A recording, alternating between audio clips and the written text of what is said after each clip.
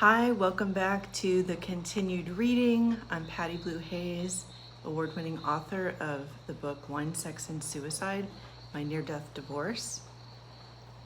And I'm gonna pick up where we just left off. Oh, with my therapist has her job to heal me. No, that's my job. Okay. After the event, I sat in my car and listened to 4 voicemails and read 2 texts from Crazy Jay. In one message, he went on about how much he was thinking of me. Another message was a song he wanted me to hear. The final message said he hoped there weren't too many messages and he really wanted me to call him. My sick desire for attention had me dialing him back, and we chatted as I drove along the 10 freeway to the 405 to get back home. He practically begged me to come see him in Arcadia. He said he wanted to see me just for a little while. I told him he could come to me and gave him my address. He sounded excited. I'll be there in an hour, promise.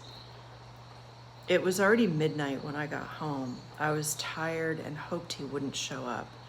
I dozed off on the couch. The doorbell woke me up. Shit, Crazy Jay showed up, and not alone. There was a guy sitting in a late model Mercedes outside. Who's your friend? I asked. Oh, he's not a friend, just some guy I paid $50 to drive me here. He's no good, he's a tweaker. My heart trembled for a minute as I thought about how stupid I was to invite the potential for personal harm not only once, but twice. They could rob me, rape me, torture me, kill me. I don't know if those pains would be less than the hurt I've been feeling. Tell him to come in, I said, wanting to be the perfect hostess. You don't want this guy in your house, Crazy Jay admonished. Well, is he just gonna sit out there in the car? I felt bad for the guy. Jay looked at me like I didn't know what I was asking for, and he was right. As the tweaker got out of the car and approached the front door, my gut reaction was to slam the door shut. His face was chiseled and gaunt, his eyes still glassy from whatever concoction he was on, and he was missing a thumb.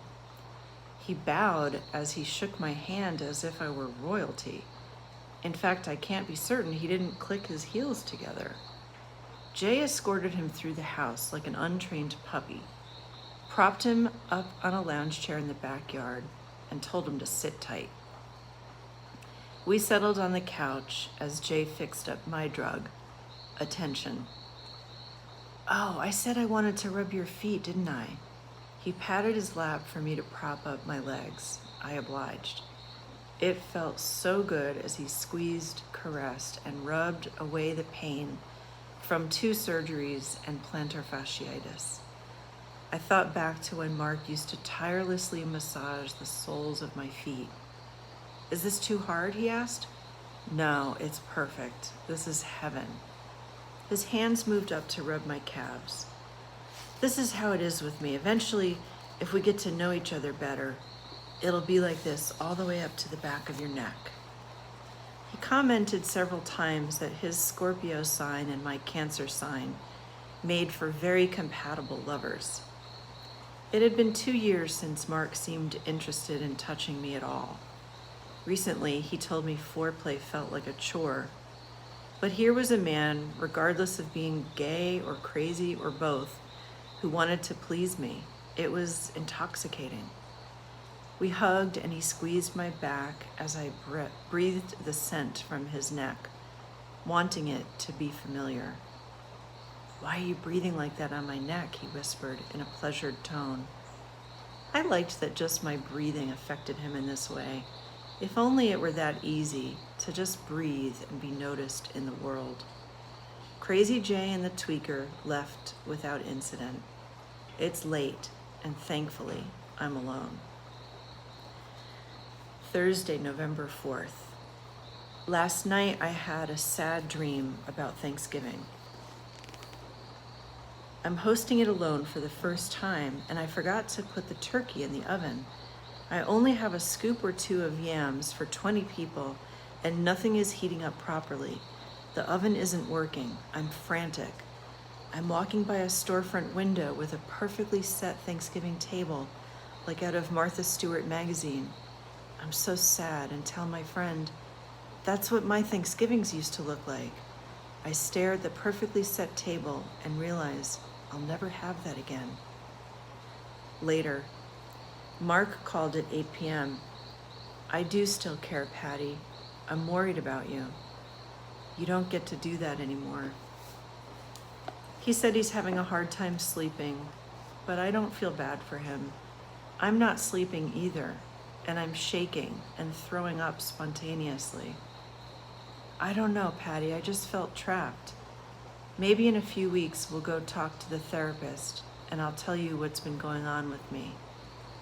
He said he was worried about my drinking too much. I paused, unsure if I should even tell him. I don't really care what happens to me, I admitted. He noticed I had defriended him on Facebook. I can't see what your new life with 20-year-olds is going to be like. It's heartbreaking, I said. He offered, I do miss you, and I do still love you. I don't think you know what love is. Quietly, he said, you're probably right. All right, I'll continue a little bit more. Saturday, November 6th. I'm so relieved my cousin Sue drove down to spend time with me, especially given some of her own recent challenges. Ever since I was 12 and she announced at a family gathering that she had been sunbathing in the nude, she has been my hero.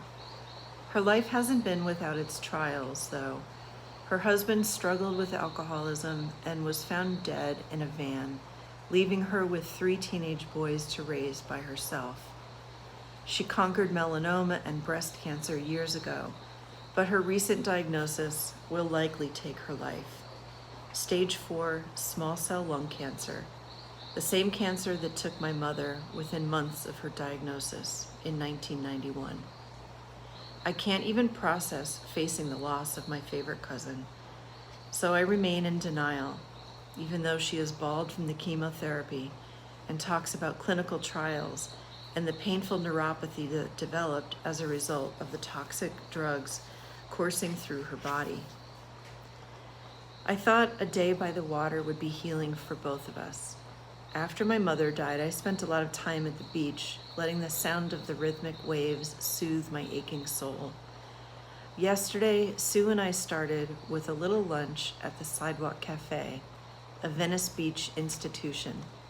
We sat close to the Strand, where rollerbladers, tanned muscle men, and pale tourists paraded by.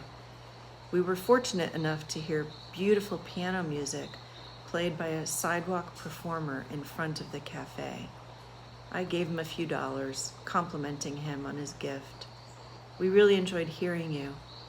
When did you learn to play? He seemed more comfortable looking down at the keys. San Francisco. I was trained classically. I played for, well, it was another time. Things are different.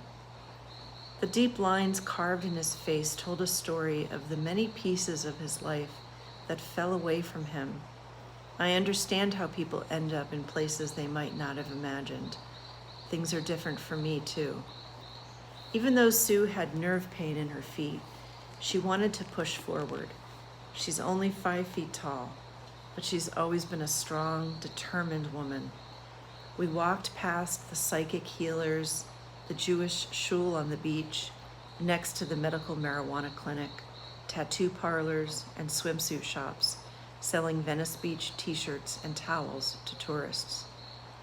All the memories of being in Venice Beach with Mark's family over the years gathered as a lump in my throat. It had been our go-to spot to take our many visitors. When Mark's youngest brother was 20, he took a picture of a bodybuilder who then chased him down for $1. Carol, my practical-minded mother-in-law, had her handwriting analyzed on the sidewalk by one of the sidewalk vendors. And Stan, my father-in-law, snapped a gazillion pictures living up to his nickname, Uncle Minolta. I tried to shut out the constant slideshow in my mind, but I just couldn't. Finally, Sue and I ventured up to the Lobster, a restaurant at the Santa Monica Pier that doesn't hold me prisoner to memory. We watched the evening sun slip quietly away in swirls of magenta and orange that deepened into the night sky. Then we drove back via the congested 405 to the house, a 45-minute drive. We were both exhausted. So I'll stop there. I really miss my cousin Sue. She was a really incredible woman, very strong, a great listener, and all three of her kids turned out amazingly well. They're such good guys. They really are. Very smart, very talented. Anyway, I think I'm gonna leave it there because I'm feeling kind of emotional about Sue. So I'm gonna continue with the reading. Subscribe if you want to get updated on the next video.